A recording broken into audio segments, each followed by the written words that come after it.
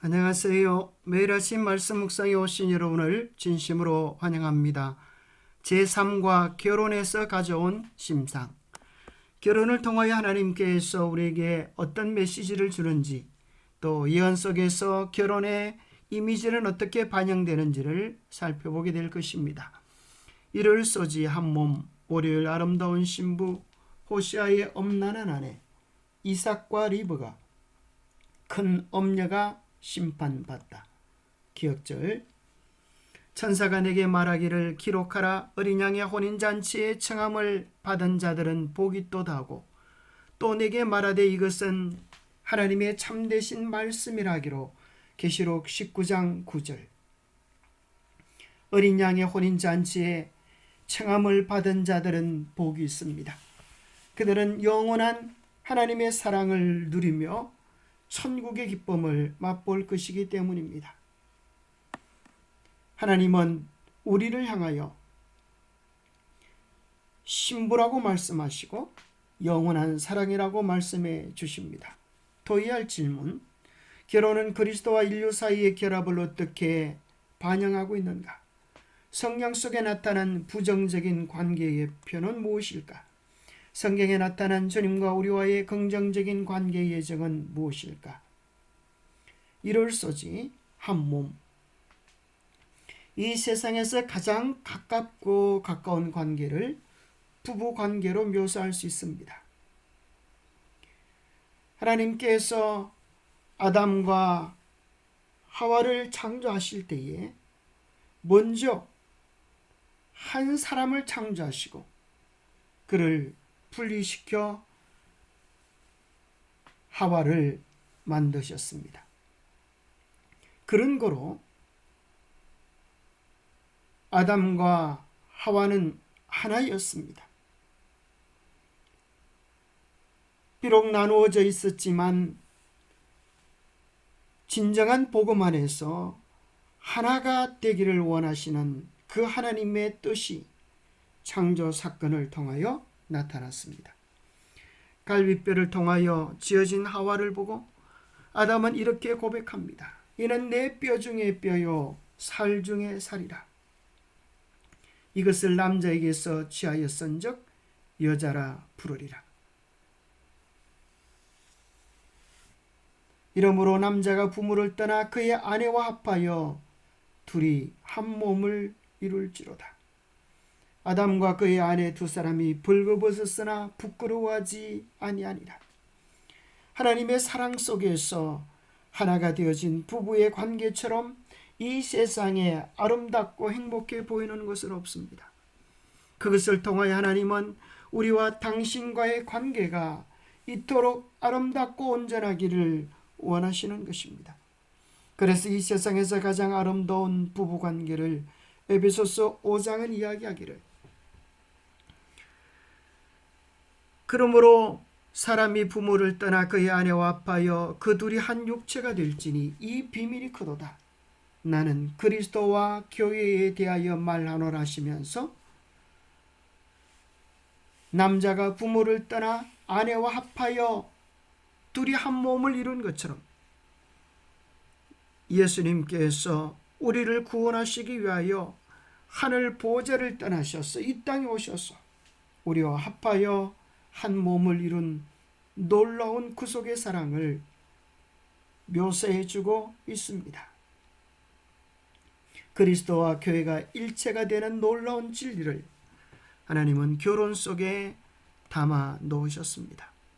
그래서 사람이 부모를 떠나 그 아내와 합하여 둘이 한 육체가 되는 이 비밀이 사실은 예수님께서 우리를 위하여 하늘 보좌를 떠나시고 이 땅에 오신 이 놀라운 사건이라고 바울은 고백하고 있습니다.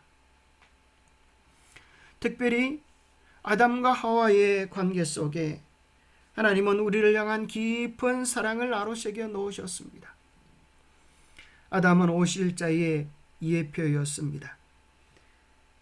아담 안에서 모든 사람이 죽게 된 것처럼 마지막 아담 예수 그리스도 안에 있는 자들은 모두가 다 영원한 생명을 얻게 될 것입니다. 뿐만 아니라 하와는 아담의 갈빗뼈를 통하여 이 땅에 탄생하게 되어졌던 것처럼 죄로 말미암아 비존재가 되어진 인류는 아담이신 예수 그리스도의 옆구리가 찢겨짐으로 말미암아 십자가의 대속의 은혜로 말미암아 새 생명을 얻은 교회의 신부로 이 땅에 태어나게 된 것입니다.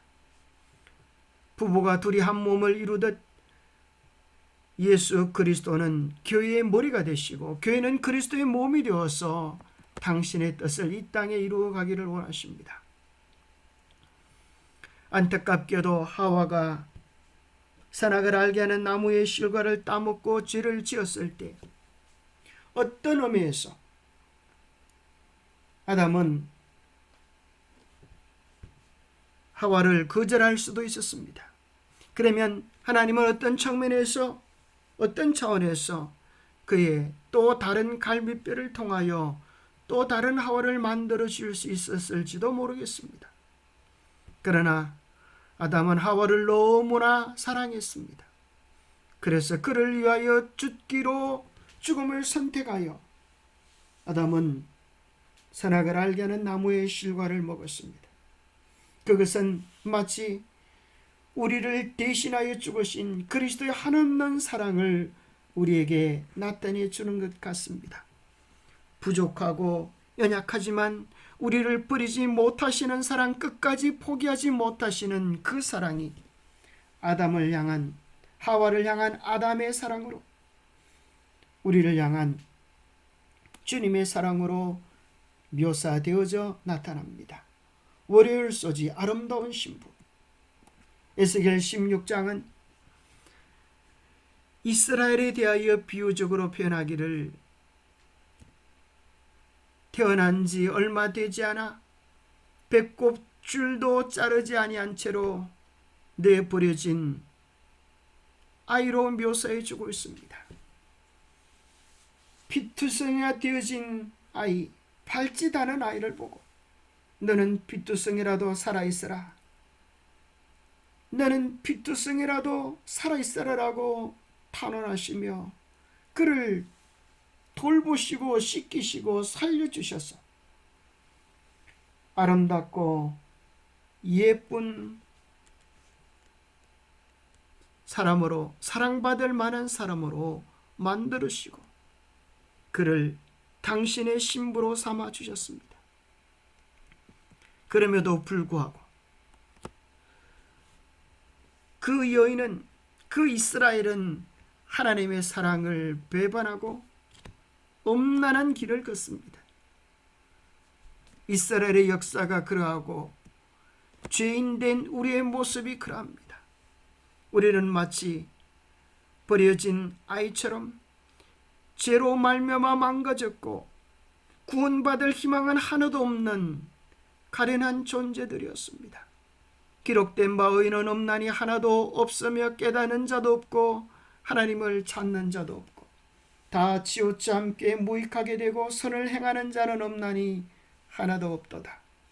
그들의 목구멍은 열린 무덤이요 그 혀로는 속임을 일삼으며 그 입술에는 독사의 독이 있고 그 입에는 저주와 악독이 가득하고 그 발은 피 흘리는 데 빠른 참으로 죄의 노예가 되어져 있었습니다.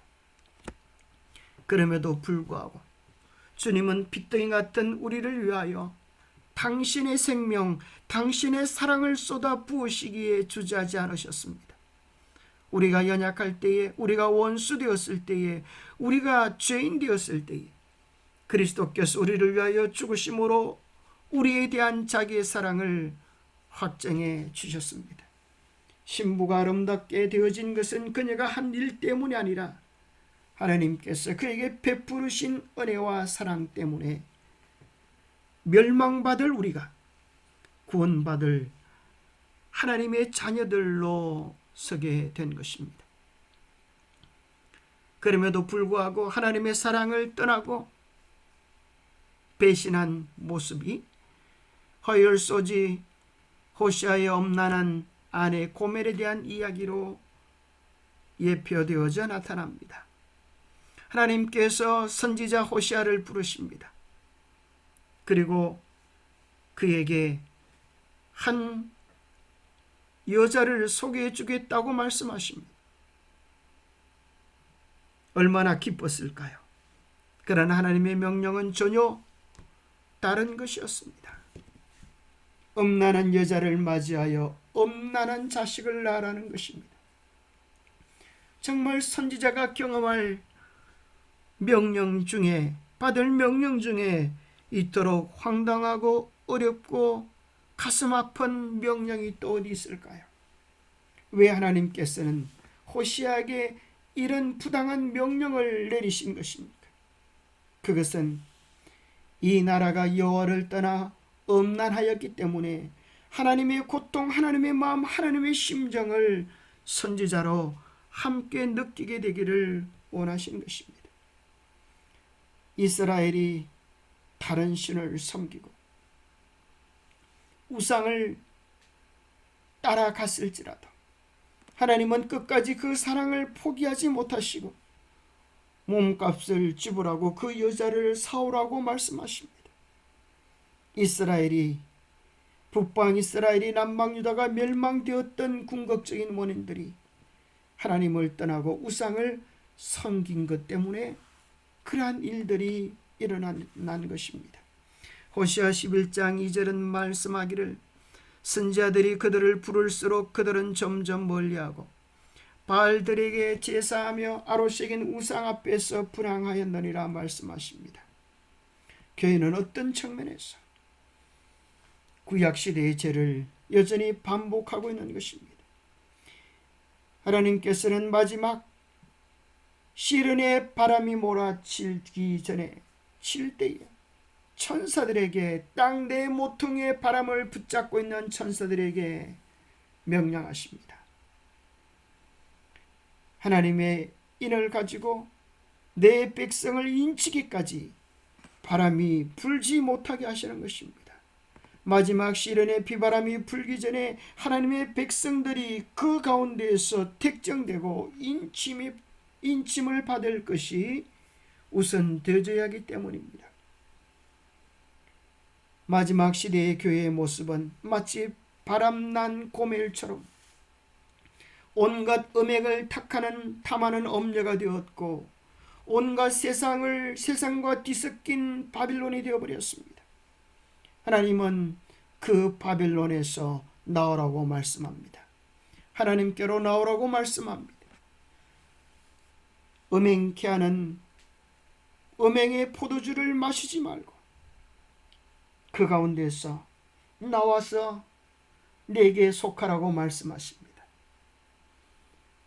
음녀가 들고 있는 포도주는 붉은색입니다.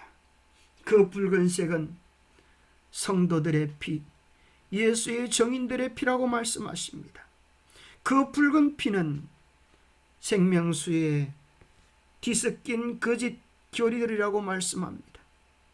중세교회는 하나님을 신실히 믿는 당신의 자녀들을 종교재판이라고 하는 명목에서 중세의 수많은 참된 예수의 정인들을 죽였습니다. 그리고 오늘날에는 거짓된 교리들을 통하여서 여전히 세상을 미혹하고 있는 것입니다. 오늘날 많은 사람들은 쏟고 있는 것입니다.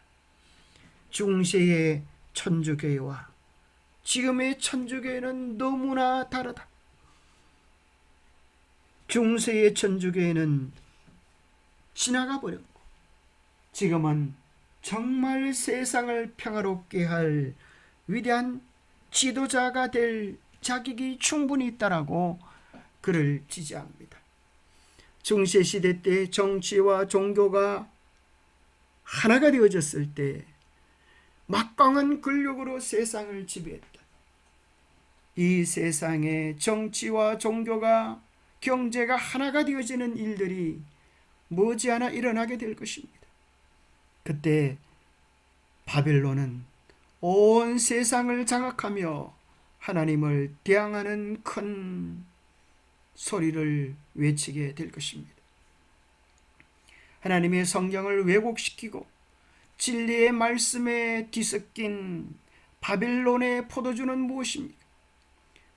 그것은 예수 그리스도의 십자가의 구속을 의지하는 것이 아니라 미사를 통하여 실제로 예수 그리스도의 살과 피가 되는 미사 예식을 통하여 구원을 얻을 수 있다라고 하는 화채설입니다. 성경의 권위에 교황의 권위를 두고 교황은 무하다고 외치는 교황 무호설입니다. 예수 그리스도를 통하여 죄 용서함 받고 구원 얻는 것이 아니라 신부 앞에 나와 개인의 죄를 사하고 용서받을 수 있다고 하는 고유의 성사입니다. 하나님의 백성이 되면 마땅히 하나님의 뜻대로 살아야 하고 그 계명에 순종해야 하는 십계명을 교회의 권위로 변경시킨 것입니다. 그래서 하나님의 십계명, 변경된 십계명 속에서 그것을 지킴으로 하나님의 권위가 아니라 교회의 권위를 더 높이는, 짐승을 더 높이는 그러한 선택을 하기를 요구하고 있는 것입니다. 영혼은 영원히 죽지 않는다고 하는 영혼 불멸설을 가져왔고 천국과 지옥 사이의 연옥을 만들어서 수많은 사람들을 미혹하며 죄를 용서받을 수 있는 면죄부를 만들어서 사람들의 돈을 착취하기도 했습니다. 수율소지 이삭과 리브가, 아브라함은 이삭이 결혼할 때가 되어지자 그의 며느리감을 가까이 있는 지방 가나안 족속 딸 중에서 취하지 아니하고 먼 곳에 있는 같은 신앙을 하는 자기 친족에게로 가서 아내를 구해오게 합니다. 그것은 어떤 의미가 있을까요? 왜 하나님은 가나안 족속의 딸과 결혼하기를 아브라함에게 원하지 아니하시는 것일까요? 왜 아브라함은 그런 뜻을 품었을까요? 신명기 7장에 보면 모세가 제2세대들에게 가나안 족속 진멸령을 내립니다. 그들과 어떤 언약도 하지 말고 그들을 불쌍히 여기지 말고 그들과 혼인하지도 말고 내 딸을 그들의 아들에게 주지도 말고 그들의 딸도 내 며느리로 삼지 말아야 한다. 왜냐하면 그 이유는 그들이 내 아들을 유혹하여 그가 여호와를 떠나고 다른 신들을 섬기게 할 것이기 때문이다. 이것이 궁극적인 이유입니다. 가나안 족속들은 우상 숭배로 가득 차 있었습니다. 그 대표적인 우상이 바알과 아세라였습니다. 바알은 태양신, 아세라는 달신, 남신과 여신, 이것의 예배에는 엄난이었습니다. 그래서 민수기 25장에 보면 이스라엘 백성들이 시딤에 머물러 있더니 그 백성이 모압 여자들과 음행하기 시작하는데 그 이유는 그 여자들이 자기 신들에게 제사할 때에 이스라엘 백성들을 청했기 때문입니다. 그 신이 바알이었습니다. 그 일 때문에 24,000명이 온역으로 죽임을 당하고 궁극적으로 북방 이스라엘과 남방 유다도 바알과 아세라 숭배 때문에 멸망합니다. 그것이 오늘 이 시대와도 연관이 있을까요? 구약의 역사적 사건으로 지나가 버린 것일까요? 오늘 우리와 아무 상관이 없는 것일까요? 놀랍게도 사탄은 교묘하게 바알과 아세라 숭배를, 태양신과 달신 숭배를 교묘하게, 남신 여신 숭배를 교묘하게 기독교 예축제 안으로 이교의 축제를 변형하여 가져왔습니다. 그것이 바로 하나님의 거룩한 네 번째 계명을 변경하고 일요일로 예배일을 삼게 되어지는 근거가 되어지는 부활절입니다. 부활절 전을 40일을 사순절이라고 사순절전을 사육제라고 하는데 이 사육제는 영어로 카니발이라고 합니다. 그래서 사순절에 먹고 즐기지 못하기 때문에 마음껏 먹고 즐기는 쾌락의 날이 되었습니다. 이것이 브레질의 카니발 축제, 베네치아의 가면 축제로 바뀌어지게 됩니다. 부활절은 언제 정해졌습니까? 325년 니케아 공의에서 정해졌는데 놀라운 것은 춘분이 지나고 만월이 지나고 그 다음에 오는 일요일을 부활절로 삼은 것입니다. 왜 춘분이 와야 할까요? 춘분은 태양신을 믿는 사람들이 태양이 부활한 날이라고 생각하는 것입니다. 만월은 춘분은 양력이요 만월은 음력입니다. 그것은 여신을 숭배하는 예식에서 왔습니다. 그래서 부활절을 여전히 영어로는 이스터데이라고 하는데 여신의 이름인 것입니다. 춘분, 태양은 발이요 만월, 달은 아세라 숭배, 그것이 교묘하게 들어와서 부활절 날짜를 정하는 것 속에도 이 의미가 담겨져 있는 것입니다. 예레미야 11장 17절에 바알에게 분향함으로 나의 노염을 일으킨 이스라엘 집과 유다 집의 악으로 말미암아 그를 심은 만군의 여호와께서 그에게 재앙을 선언하셨다고 하십니다. 그것 때문에 이스라엘 집과 유다 집이 멸망한 것입니다. 그런데 또 마지막 때에 교묘하게 하나님께 순교를 바칠 제7일 안식일 네 번째 계명 대신에 교묘하게 태양신을 숭배하는 날짜로 변형되어져서 교회가 그 일을 하고 있는 것입니다. 진실한 신앙을 위하여 아브라함은 멀리 떨어져 있었다. 친족에게서 아내를 얻습니다.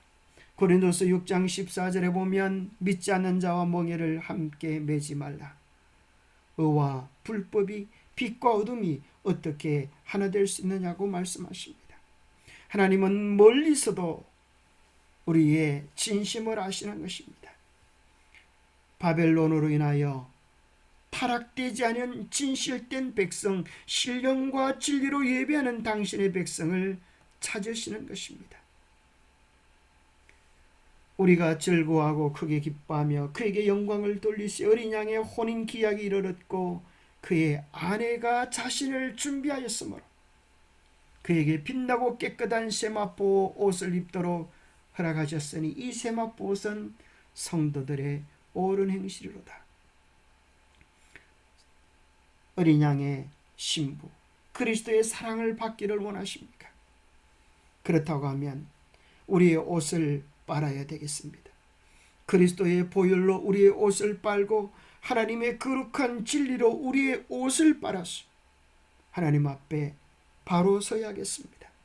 계시록 12장 17절은 용이 여자에게 돌아가서 그 여자의 남은 자손, 오늘날 수많은 여자들은 다 교회들은 다 엄나는 길을 걷고 있는데 그 가운데 남은 교회가 있다는 것입니다. 그들은 하나님의 계명을 지키며 예수의 정글을 가진 자들이라고 성경은 명백히 이야기하고 있습니다. 결국은 심판의 날이 올 것입니다. 결국은 추수의 날이 올 것입니다. 예수 그리스도께서 오시는 그날에 정절을 잃어버린 엄녀는 심판을 받고 순결을 지킨 교회는 영원한 사랑의 대상 신부가 되어서 영원한 천국의 기쁨을 누리는 것으로 이 세상 역사는 마무리되게 될 것입니다. 마치 저는 그 모습을 춘향전으로 비유하기를 좋아합니다. 하나님의 백성들에게 시련이 있을 것입니다.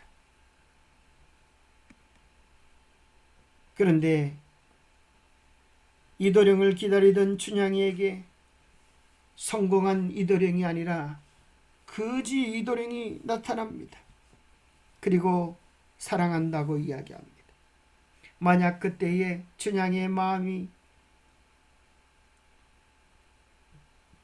잘 되려고 잘 살려고 이도령을 선택했더라면 아마 그날 저녁에 당장 변사또에게 전화했을 것입니다. 그러나 춘향이의 사랑은 한결같았습니다. 내일 내가 죽거들랑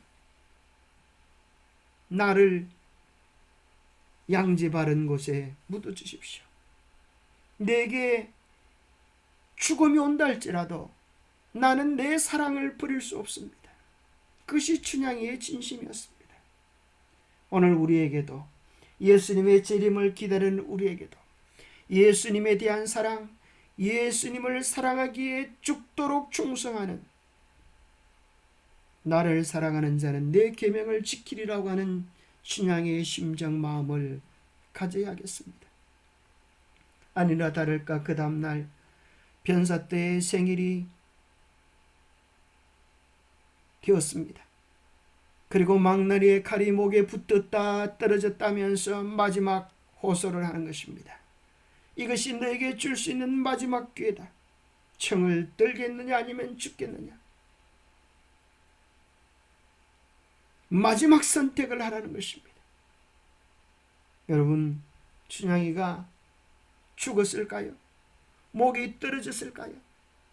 그 모든 것들은 춘향이의 사랑이 진실이냐 거짓이냐를 점검하는 시험일 뿐인 것입니다. 머지않아 우리의 이도령보다 더 좋으신 우리의 신랑이신 예수 그리스도가 구름을 타고 천만 천사를 거느리고 다시 오실 것입니다. 내가 진실로 속결이라 하셨던 우리 주님께서 실제로 재림하실 것입니다. 그날에 여러분은 어떻게 서기를 원하십니까? 결혼이라고 하는 아름다운 언유는 어떻게 마지막 성취될 것입니까? 우리가 거듭난 것은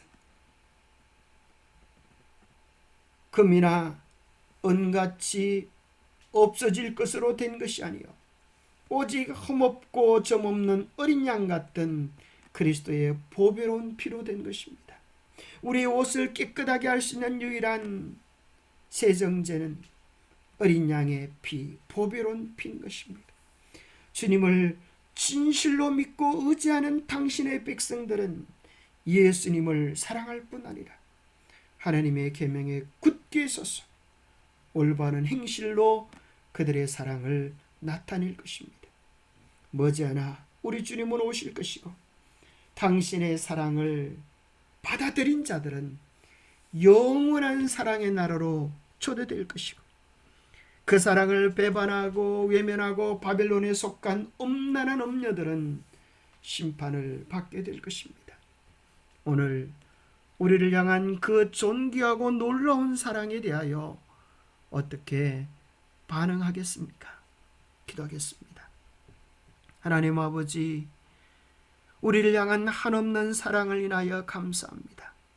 이보다 더 귀하고 이보다 더 놀랍고 이보다 더 엄청난 사랑을 우리가 어디서 발견할 수 있겠습니까?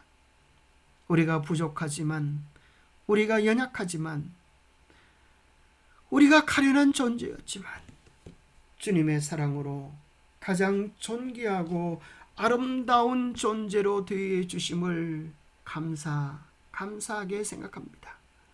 주님의 그 귀한 사랑의 반응에 우리도 최선의 사랑, 최선의 헌신을 주님께 드리게 도와주옵소서. 주님 오시는 그날까지 신앙의 정절을 팔아버리지 않게 도와주시고 주님 오시는 날 주님의 손을 잡고 그 영원한 사랑의 나라로 들어갈 수 있는 우리가 되도록 성령님 우리의 마음들을 붙잡아 주시옵기를 우리 주 예수 그리스도 이름 머지하여 간절히 간구하옵나이다. 이 세상에서 가장 큰 사랑의 상징이 부부관계로 묘사되어졌지만 우리를 향한 예수 그리스도의 사랑은 분명 이 세상의 어떤 아름다운 부부의 사랑보다 더 깊고 더 놀랍고 더 영원할 것입니다. 그 사랑 속에 우리의 모든 의심, 염려, 외로움을 내려놓고 그 사랑을 누리며 영원한 행복을 맛보는 우리 모두가 되시기를 간절히 바랍니다. 감사합니다.